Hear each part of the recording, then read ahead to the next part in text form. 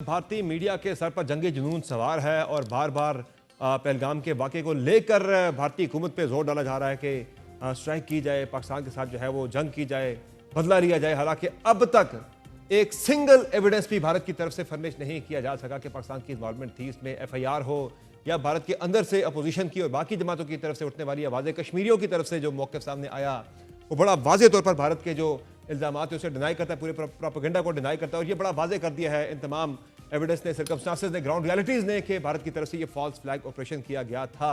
और जब पाकिस्तानियों ने भी इंडियन मीडिया के ऊपर बैठकर इसे एक्सपोज करना शुरू किया तो भारतीय मीडिया भी जो है अब बिल्कुल सटपटा गया है और अब वहाँ पे भी कुछ पॉलिसीज बड़ी तब्दील हुई हैं। अहमद हसन साहब मास्टर प्रोग्राम में मौजूद है जिन्होंने इंडियन टीवी चैनल के ऊपर ही इंडियन एंकर को बिल्कुल जो है वो खामोश करा दिया था। अब उनके ऊपर भी भारत के अंदर बड़ी तनकीद हो रही है, बड़े इशूज वहाँ पे बने हुए हैं।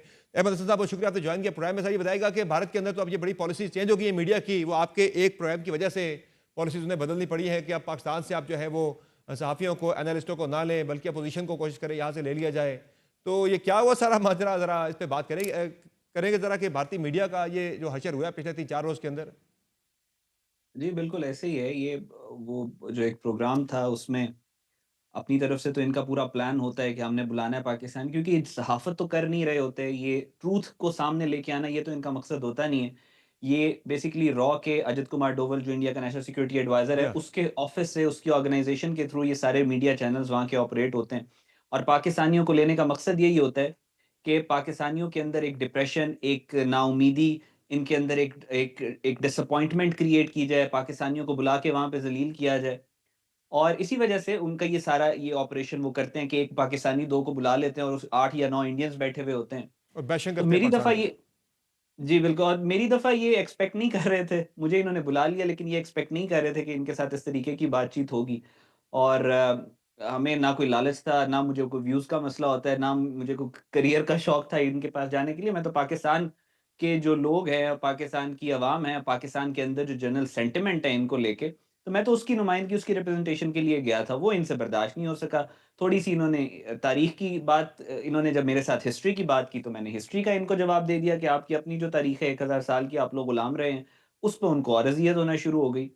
फिर उन्होंने हमारे ऑफ़िसर्स के बारे में, फ़ौजियों के बारे में बात की, तो मैंने बिपिन रावत का उनको रेफ़रेंस दे दिया।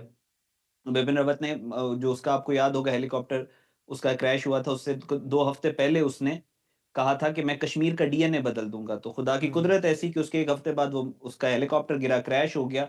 और उसका जो डेड बॉडी थी वो क्योंकि जल गई पूरी, तो पता नहीं था हेलीकॉप्टर में बिपिन रावत कौन है। तो फिर हम्म। दिल्ली से टीम गई थी उसका डीएनए कलेक्ट करने के लिए। तो मैंने उसका रेफ़रेंस दे दिया, वो भी इनको बड़ी तकलीफ़ हुई। तो ओवरऑल वो एक्सपेक्ट नहीं कर रहे थे कि इस तरीके से कोई आके उनको हिट करेगा।